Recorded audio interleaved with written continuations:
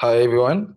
My name is Busiso and I'm an intern at SAIAB and I'll be chairing the second session. So the first speaker is going to be Frank, and basically Frank's going to tell us how acid mine drainage impacts the gut microbiota of a biological control agent.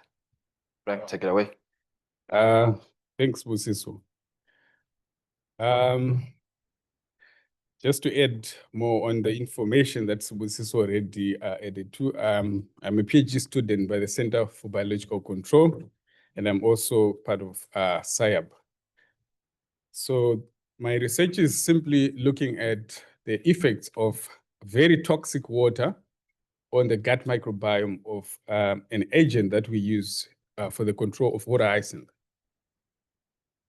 So to just give a brief background on this plant, it's quite a very invasive plant, which is considered the worst actually around the world. That is found in almost about 50 countries across the world. And it affects water quality, and it can also impact navigation, which also impacts tourism. So in South Africa, these are the study sites that we looked at. They are in the East Rand of South Africa. And they are all impacted by water hyacinth.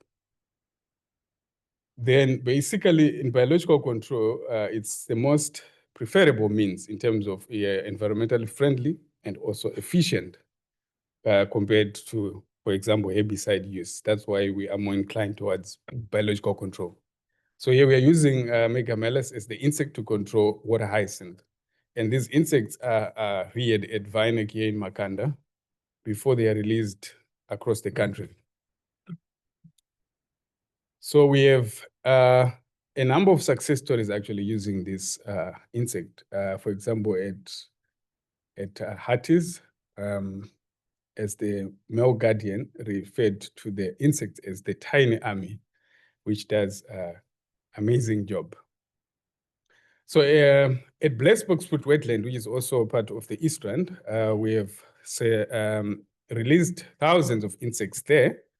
This is where the research comes from, because they seem to not establish, they just disappear. So we were wondering what's happening. Could it be hyperaccumulation of heavy metals from acid mine drainage, since this region is well known for mining? So basically, this is the East Rand map. If you see any gold there, it means it's mining, specifically gold mining related. And there are several tons of mountains of waste rock that are lying around. So what is my acid mine drainage? This is a very toxic water that arises from when companies mine gold. That waste rock, when it reacts with oxygen, then it produces ferric hydroxide, which is just a solution of heavy metals and a lot of, which is very acidic. And this problem can persist for a very long time. So just to zoom in a bit, the impacts actually that have been recorded in South Africa from Mpumalanga, Gauteng, mostly Gauteng, and this is quite a serious concern, because this water actually is released into the environment, which gets to our streams, rivers, and dams. Now, the government has tried also to address this problem, because it was also part of their agenda for a long time. But now the issue is they are partially treating the water, meaning from the treatment plant goes to the rivers, but still it's too high in calcium and sulfate and a lot of metals, which also remains the issue. So now the rationale for this study just goes around. We have metals in a system, we have megamelus trying to control infestations, but this plant is this insect is a specialist feeder. If this plant is polluted, it could actually translate to some extended negative impacts, particularly to the gut microbiome, which is very important for an insect survival. For example, it's involved in nutrient digestion and reproduction and development. So what we found out, just to summarize, specifically in relation to the water hyacinth leaves, which the insects are directly exposed to. Across the whole catchment, we find out that we have about 10 heavy metals that are found in considerable levels in the water hyacinth leaves. So now just focusing specifically on the two sites that we only found surviving populations, because other sites we didn't find any. We also have considerable levels. For example, aluminum is a non-carcinogenic, and chromium and lead. Now, just to explain a few items before I present the results. So Vinek here was our mass rearing facility, which we are treating as a control. Benoni Lake and Civic Lake are sites which insects have been there for quite a bit of time, but in relation to the release data, we see that Benoni Lake has a longer exposure than Civic Lake. Alpha diversity just refers to within sample diversity, then beta between, then ASVs, these are just clusters of identical genetic sequences that belong to one category at 100% threshold. Then dysbiosis, we're just referring to the imbalance of the gut microbiome.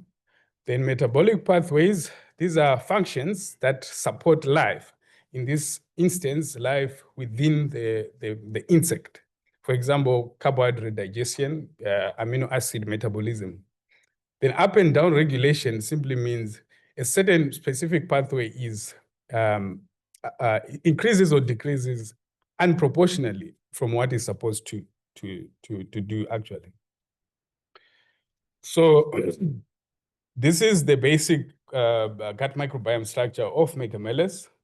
Of particular importance, it's largely made of proteobacteria. And it's the first time actually we are actually characterizing this organism in terms of its microbial makeup.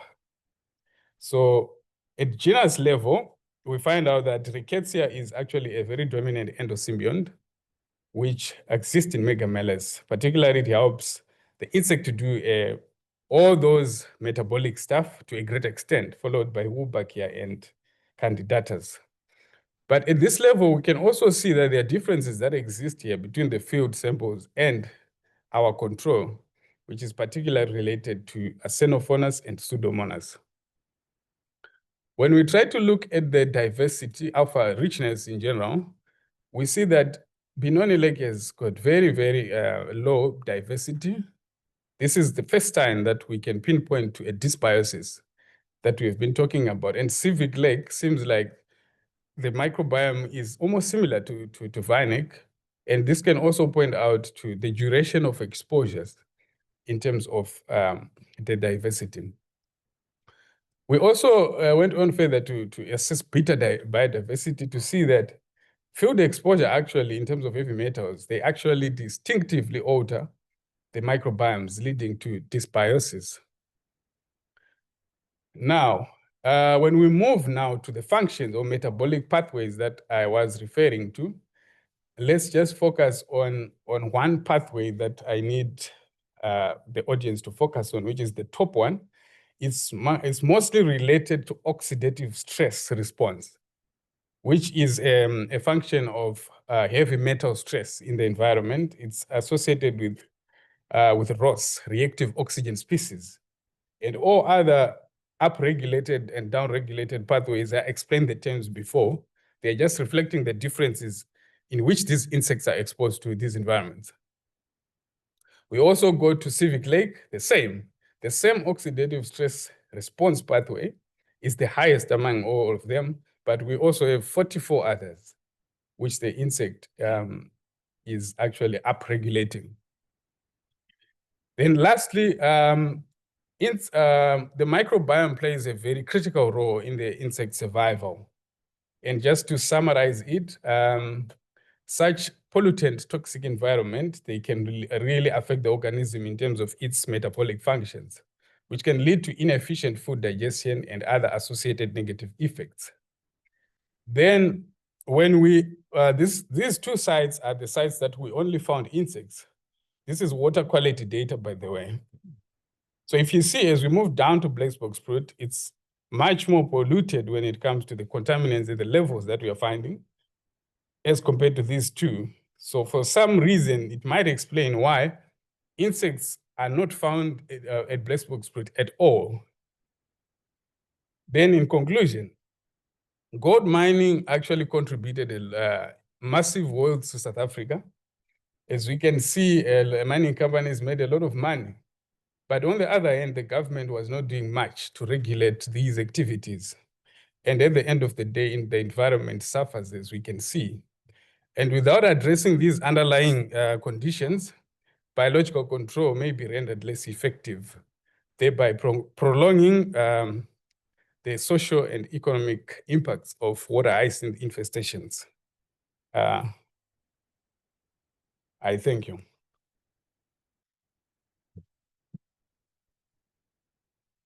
Thank you very much, Frank. Very, very interesting talk. I think, like most of us, we can relate to the megamelis where we just want to wake up and do our jobs, but there's always external factors that stop us from doing our jobs, just like salaries, waste profit.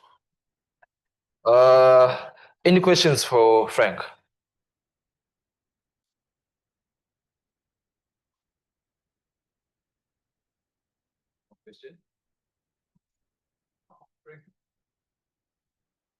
I may have missed it, but were there particular compounds that you looked for that, I don't know if I missed this part, that indicates which pathways are being upregulated or downregulated? And then how do you link that to specific strains of bacteria? I don't know if it's a bit of a complex question to ask here. Okay. If I got your question correctly, you're asking which stressors or pollutants are driving certain pathways, is it? Oh no, how do you identify, like, are you looking at specific compounds that indicate that particular pathways are up or down regulated? And then how do you link that to pertaining to specific bacteria? So how do you know that this pathway is being upregulated in this Rickettsia strain? Oh, okay. So yeah, it's a bit of bioinformatics and NGS data analysis that you use, softwares. You get sequences from the lab, then you analyze them through Mother and their bioinformatics pipelines that you can be able to use to actually predict the functions of the microbiome that you get. So everything is actually, it's documented, it's available. There are databases that know certain pathways are actually facilitated by, for example, Pseudomonas. That one is for example, you have genetic databases, for example, metabolic pathway databases and enzyme databases. Yeah. So that's, if I'm answering your question, that's how you know. It's just a series of NGS analysis. Okay, so it's actually the chemistry that tells you what bacteria are present in addition to the DNA. The chemistry, I'm not getting your question by the chemistry, but it's the genetic analysis data that you run through a database that will tell you that, okay, this is a stress-related pathway, it's related to this enzyme. Now, because you have metadata of the stressors, for example, this time we have 10 heavy metals, those stressors will actually tell you, of course, this environment and this environment are linked, then you can interpret those results. So metadata is very important when you are making sense of the results. Okay, thank you. Yeah. Sure.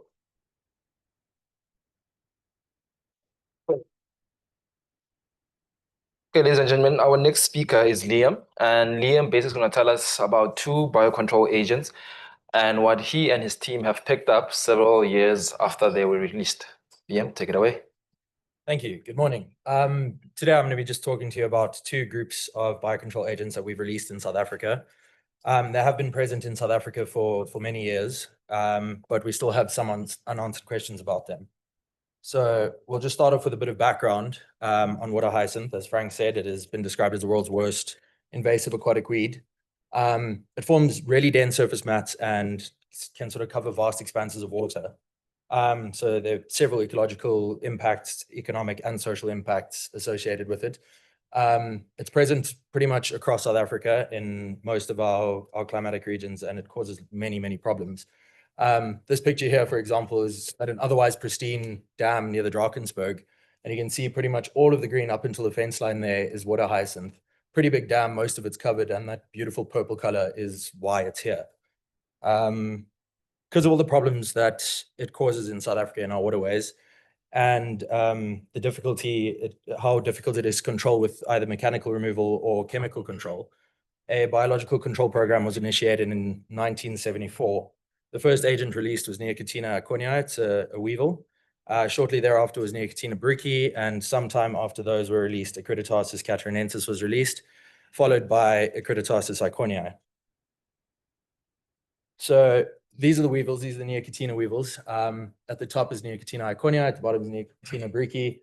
Neocotina iconiae is called the hyacinth weevil, and Neocotina brucei is the chevron hyacinth weevil. So you can see quite nicely the chevron on its elytra at the back, that nice light colored band is one of the key distinguishing features. But on top of that, you also have slightly smaller dark bands in the middle of the elytra that help you ID the species.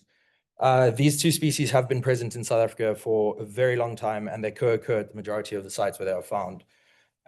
They've also been released sort of quite on a global scale. And in 2018, Hopper et al. Did a study where they were just looking at some population genetics, and they detected hybridization between the two species. They detected them pretty much all over the world, and including a region of its native range in Paraguay, if I'm not mistaken. The samples from South Africa showed some evidence of hybridization, although they couldn't confirm it because there was some issue with the sampling protocol. So it hasn't been confirmed, or at least the prevalence hasn't been confirmed. The extent of the hybridization in South Africa hasn't really been looked at. On the Acridotasis front, Acridotasis catarinensis was collected in Santa Catarina province in southeastern Brazil.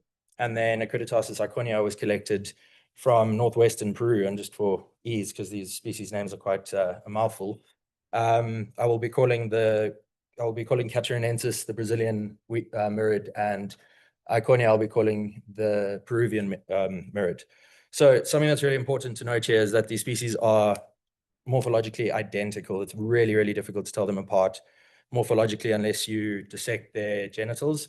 So we rely on mitochondrial CO1 to identify the species. Something that's also interesting is because they're so closely related and morphologically identical, just to confirm that we didn't have, that the genetics did distinguish them, as we did some interbreeding trials, during which time we found that hybrids are possible, but only in one direction. It's only possible with a Brazilian female and a Peruvian male. So, and this only happens in really low numbers, and it was only detected in the lab, and it hasn't been detected in the field as of yet, but we also haven't detected the presence of the Peruvian mirrid in South Africa as yet. So the aims are pretty much the same for both species, is to sort of determine the prevalence of Neocotina brucei, Neocotina iconiae, and their hybrids across South Africa, and basically do the same thing with Acridotasis catarinensis. Just try and find Acridotasis iconiae, that's the Peruvian one, and also just get an idea of if they are geographically separated, anything like that, and potentially detect hybrids. So nationwide surveys were performed across South Africa. We collected Neocotina and Acridotasis and brought them back. With the hybrid detection, the first step is morphological. So to have a look at them, try and classify them as brucei or iconia or potential hybrids. It's important to note that you can't rely on the morphological ID to detect hybrids or to distinguish either species at the moment, because in Hopper's paper, they showed that a perfect specimen for Neocotina brucei amplified 100% of the Neocotina iconiae microsatellites that were detected, and 80% of the brucei satellites. So it was a clear hybrid, although it looked perfectly like Acridotasis brucei. So this leads into the next thing after morphological, is using species-specific microsatellites to identify any potential hybrids. Hopper et al. Developed these in 2018 for their research. And then to identify the species of Acridotasis catarinensis, we use CO1, mitochondrial CO1 barcoding. So panel A is the Neocotina species combined presence absences. They are present pretty much across the country. Important to note that the only absences are in river systems in the Western Cape that were flooded out, and we haven't detected them there since. And with the Acridotasis species, there are a lot more absences than there are presences. Again, combined, this is panel B. But they're also like the absences are also at dams where it isn't necessarily flooding that has prevented them from establishing. So with the Neocatina hybrids of the sampled specimens, 28% of them were morphologically identified as Neocatina brucii, 25% of them were identified as Neocatina iconiae, and a large 46% of them are potential hybrids. So here you can see there's just a lack of distinguishing features here. Those little black bars in the middle tend to be quite varied in size. Some are quite long, some are quite short. But there isn't really anything else that you can use to distinguish them.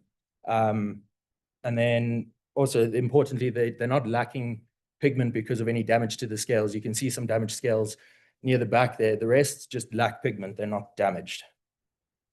With the Acritatasis species ID, the two species are different, like in their mitochondrial CO1 genome.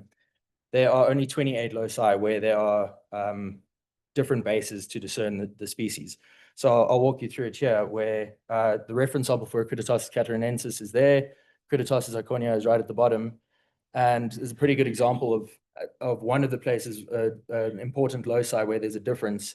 And this is a subset of my samples, but they all align and match up with Acritatasis catarinensis and not iconiae. There's another example of this here. And this has been the case over and over again with all of our sequences. So essentially, we haven't been able to detect Acritatasis iconiae in South Africa thus far. But at least it's only its mitochondrial genome that's present. So to summarize, we're still with the molecular hybrid detection with the microsatellites, still ongoing to confirm the morphological IDs. We can't rely on morphological IDs as I said, so we have to rely on the microsatellite data.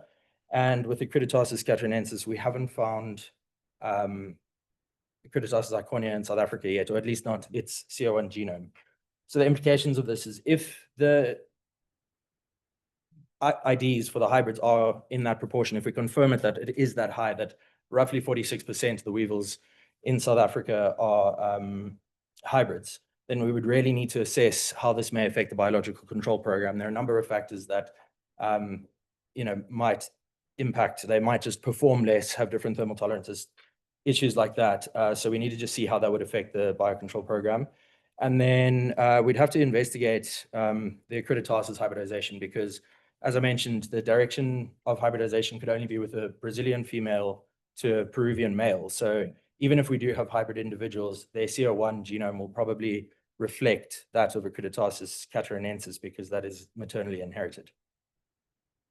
Thank you.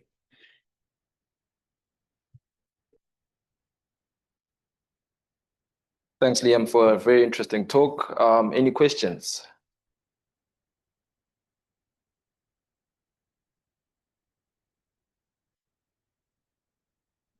Thanks, Liam. Have you done any, what's it like, diagnostically looked at the coloring, but are there any morphological differences in those hybrids? Are they bigger or smaller?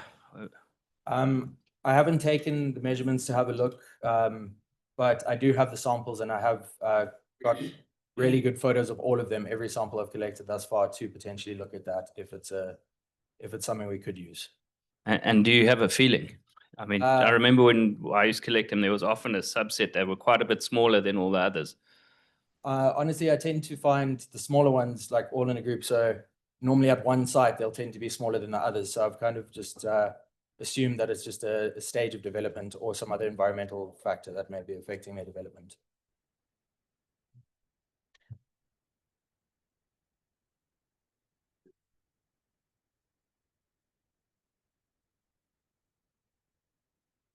Thanks, Liam, for a beautiful presentation. I know that you concluded by saying that if you find that the hybrid species will have an impact on biocontrol, would you think that for countries besides South Africa that are yet to have these species as biocontrol, it will be a crucial thing for them to include testing for hybrid as part of the host specificity testing? I would assume so. I would definitely recommend that, because I mean, there's anything that could change. It's not necessarily to say, I don't know of any examples of a hybrid suddenly, including more plants in its host range, but it's definitely something to think about, because, we don't want to have any non-target effects. Thanks, Liam. Thank you very much, Liam. Thank you. A round of applause for Liam. Okay, so our next speaker is going to be Rian. And basically, Rian is going to tell us how the water hyacinth, when it bioaccumulates certain molecules and compounds, and how does that impact the survival of two biocontrol agents.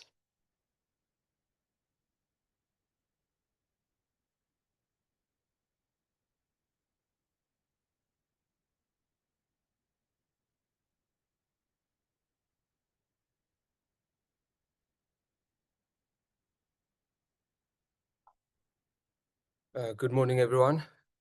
So today I'll talk you through my master's research, which looked at the effects of bisphenol A transversing through water hyacinth on the survival of Megamelus cutularis and Neocatina brucei. So several freshwater systems are impacted by both water hyacinth invasion as well as plastic pollution. So one of the forms of plastic pollution that we find in these freshwater systems is plastic leachates, which are plastic additives that are released by the plastics as they degrade. Two common plastic leachates being bisphenol A and naphthalene. So in order to control water hyacinth in South Africa and many other countries, biological control has been implemented. And two of these control agents is Megamelus cutularis and Neocatina brucei. However, it's currently unknown whether these two plastic leachates impact the survival and ultimately the control efficacy of the two agents. So my study aimed to answer 4 questions. The first being, which concentrations of the plastic leachates affect the survival of the two agents? Second being, which control agent, when exposed to the plastic leachates, has a higher survival? The third being, does an increase in exposure time impact the survival of the agent, and whether which plastic leachate has a greater impact on agent survival? So the experiment took place in small 1-liter glass jars covered with PVC piping lids. There were 2 controls, which included distilled water, and the second control was distilled water and dimethyl sulfoxide mixture. The 5 concentrations of plastic leachates were 1, 0.1, 1, 5, 10, and 100 milligrams per liter. And 10 Megamelus cutularis adults and 5 Neocatina brucei adults were placed onto each plant or into each glass jar in each concentration and replication respectively. So this figure represents the survival of the two agents after 15 days when exposed to naphthalene. So for all the concentrations, Megamelus cutularis, which is represented by the blue insect, had a significant decline in their survival. And for Neocatina brucei, this was only seen at 100 milligrams per liter. So for bisphenol A, after 15 days, the survival of Megamelus cutularis decline in survival for all the concentrations. And for Neocatina brucei, the declines are seen at 0.1 milligrams per liter and 100 milligrams per liter. So the possible reasons for the trend seen is due to the physiological and behavioral differences between the two control agents. A potential reason is the characteristics, or specifically the volatility of the two leachates. The third being exposure time, an increase in exposure, obviously decrease in their survival. So the overall take from these trends seen is the current state of many freshwater systems, especially in South Africa, is extremely degraded in terms of your nutrient pollution, eutrophication. So this obviously benefits the growth of water hyacinth. And then when there's something such as plastic leachates, which impacts the survival of the agents, then it almost throws off the balance and will benefit that of the plants, resulting in an increase in plants and could potentially affect current management strategies of water hyacinth. Thank you. Thank you very much, Rian. Any questions for Rian? Anything online? We have time for one question. Ask now or forever hold your peace. Nothing. Continue. Okay, Rian, thank you very much.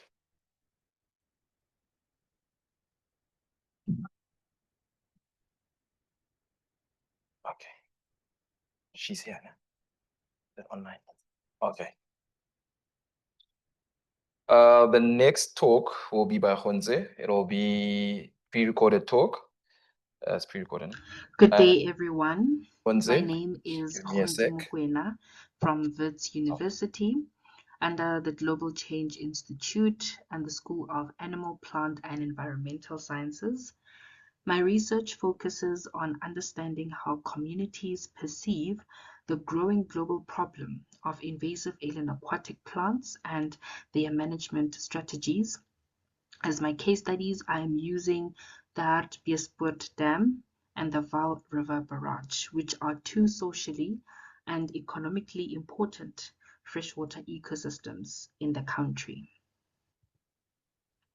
Invasive alien aquatic plants have caused serious ecological and social impacts, including degraded water quality, reduced recreation, loss of tourism value, and disruptions to local livelihoods.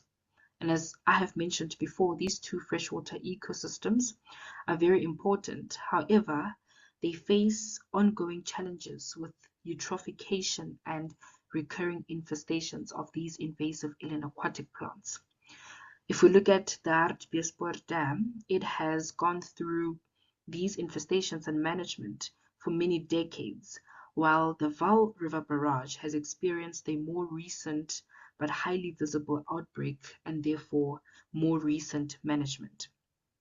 And although there has been many scientific studies exploring the ecological drivers of these infestations, what remains limited is understanding how community members themselves make sense of these environmental issues and how they respond to them.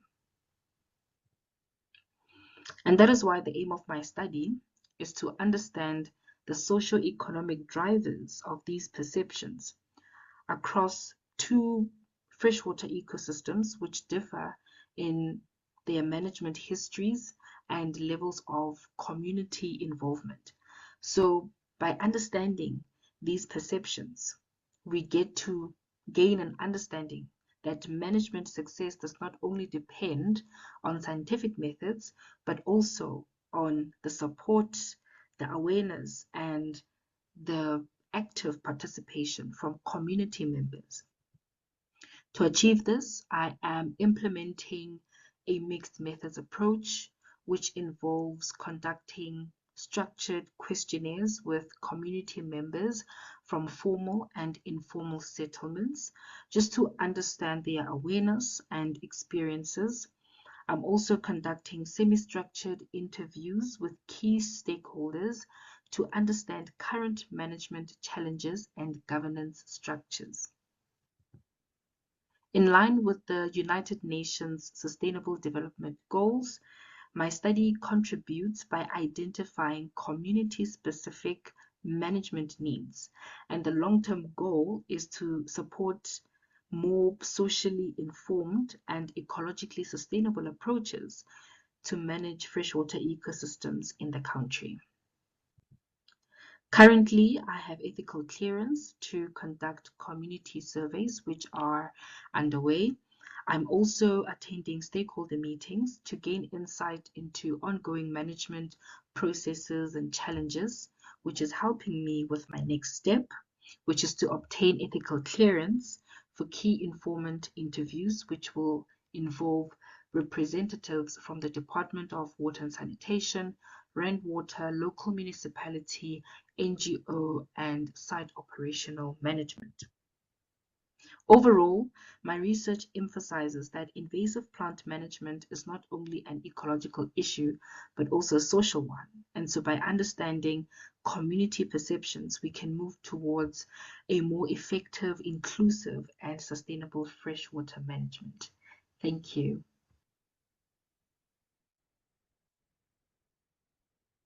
Thank you, Hunse. Any questions for Hunse? Nothing online? In person? No questions? Okay, thank you very much. As you guys can see, the water hyacinth is a very, very serious problem. Prof. Julie and her team are fighting, but it's fighting harder. It's a battle for the ages, but we'll see at the end of the tunnel. So moving away from the water hyacinth, we're now going to bring Maisha to come and tell us about patterns of reef fish diversity across latitudinal, shelf distance gradients, and from shallow to mesophotic depths. Maisha, take it away. Thank you. Good morning. Can we put this on full screen? I think we have a way in the Adobe. No? Can you hear me? Yeah, okay, thank you. Cool, thank you. So good morning, everybody. My name is Maisha. I'm a PhD candidate at the Federal University of Rio de Janeiro in Brazil. And today I will share with you some results of this chapter of my thesis entitled Patterns of Reef Fish Diversity Across Latitudinal and Shelf Distance Gradients from Shallow to Mesophotic Depths. So the aim of this study is to evaluate the transition in the community from shallow to the mesophotic reefs, but with this biogeographical approach. So we divided the Brazilian province in the subtropical in green, tropical in purple, and oceanic island regions, and shallow and mesophotic depths. So I have 6 treatments at all. And we've established collaborations with Brazilian research groups holding previous BRUF data along the entire Brazilian province and the oceanic islands. So I really wanted to talk more about the method that I apply to balance my data. Unfortunately, I have no time, but we can talk about this later if you want to. So at the end of this balance approach that I used, I ran 1,000 random iterations. And in each iteration, I ran a beta diversity analysis, a cluster using Jacquard and Bray-Curtis index, CCA, and a SIMPER. And in the end, I've used the mean of these 1,000 results to compound the final results of my work. And after that, I ran the GLMMs to investigate the influence of depth, temperature, protection, island effect, and the year of collection on richness and abundance of the community, and richness and abundance of trophic groups.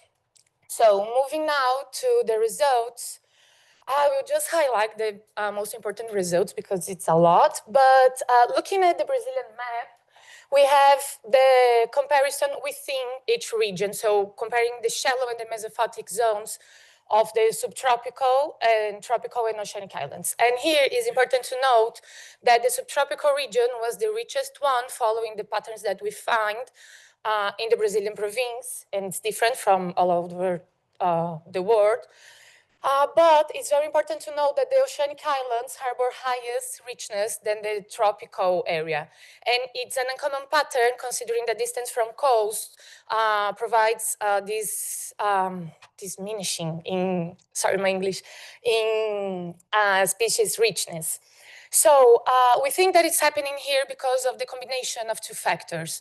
That is our sampling method, the BRUFs, and the distance from coast, which provides more protection for species. So the BRUFs have this focus on carnivorous, mesopredators, top predator species, and distance from coast provides more protection for them since they are more targeted from fisheries. So that's what's happening here. And also it's important to note that the mesophotic depths of the oceanic islands harbor highest richness than the shallow counterparts. And it's also a different pattern that we see around the world but it's happening here because the biogeography of these islands. So as the tops of sea mountain chains, they have little reef area in the shallow zone and an extensive mesophotic area. And the oligotrophic waters provides more light penetration through the water column and less difference in temperature considering shallow and mesophotic habitats. So the mesophotic habitats in the oceanic islands, they have these good conditions for species to inhabit and prevail. So it's important here to note as well, when we look at the beta diversity index, that is the numbers, that we have the same magnitude of difference when we compare the shallow and mesophotic zones within a region. Then when we compare the different shallow zones across the 3 regions and the mesophotic zone of 3 regions. So here we can see the depth-related process are so strong as those as those imposed by huge geographic distance. So depth is a strong component shaping communities.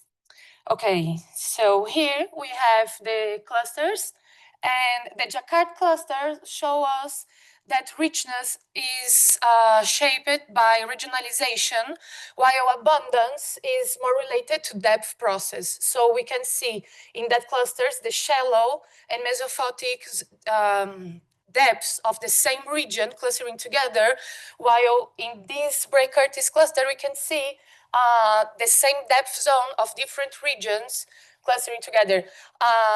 It just doesn't happen with the oceanic islands because of the process, different process happening there because of the distance of the coast.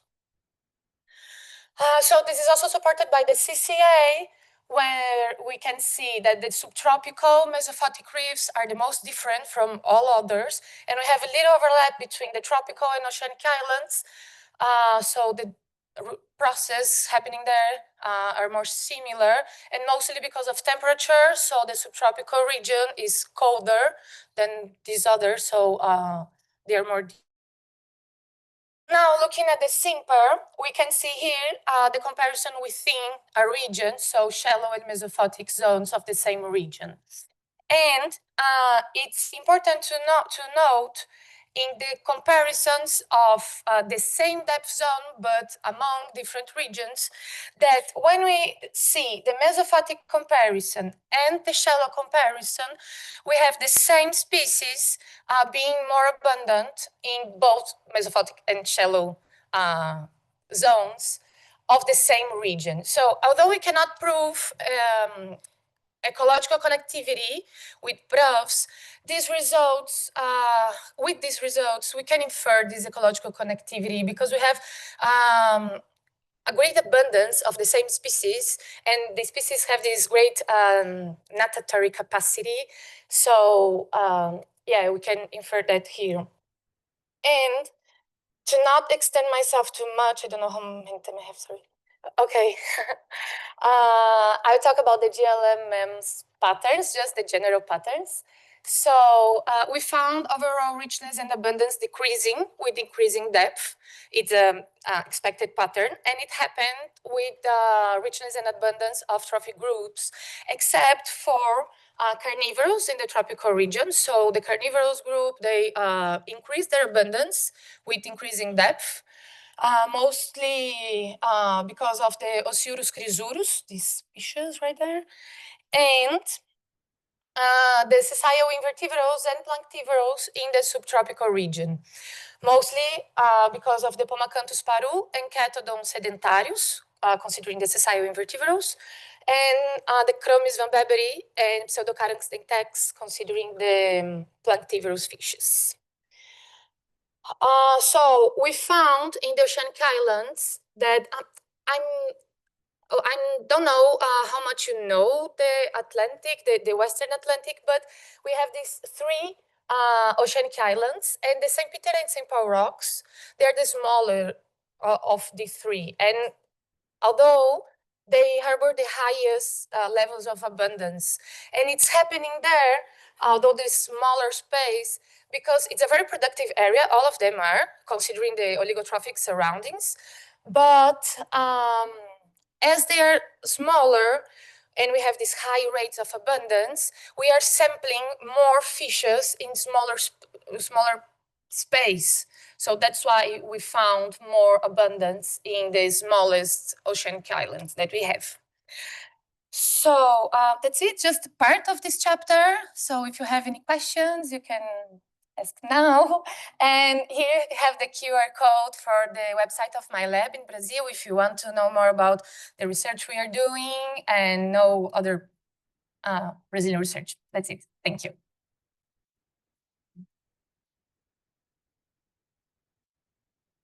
Maisha, very well done. Any questions? Yeah, it's probably because it's lunchtime. So we're going to break for lunch, but before that, oh, okay, my boss will come and take over. Hi, everyone. Thank you very much for the speakers from the session. Because we're running a little bit ahead of time, which is fabulous in many regards, we're going to, first of all, have a very short introductory talk by the FOA Nansen Ocean Census Group. There we go. And then following that, if we've got time, we'll either do the group photo here, or we'll do the 15 minutes of silence in the group photo. So we'll see how things go. Great, thank you very much. So would you like to take the floor?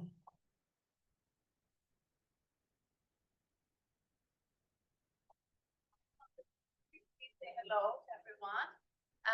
My name is Emily Martinson, and I'm here from the Food and Agriculture Organization of the United Nations. And we're very pleased to be here.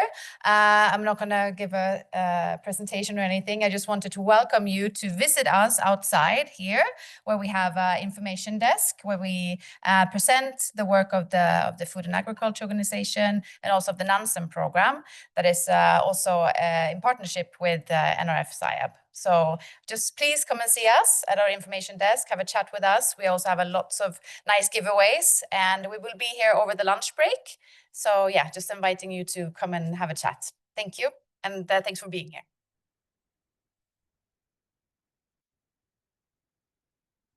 So the FOA is busy running a 2-week taxonomy workshop at SAIAB at the moment. That's one of the reasons they're here. So what I think we're going to do now, Lucky, I think there's time. If everyone can just move to the center bunch of seats, and then we'll take a group photo. So just all squish up into the middle, please. And we'll do this over here.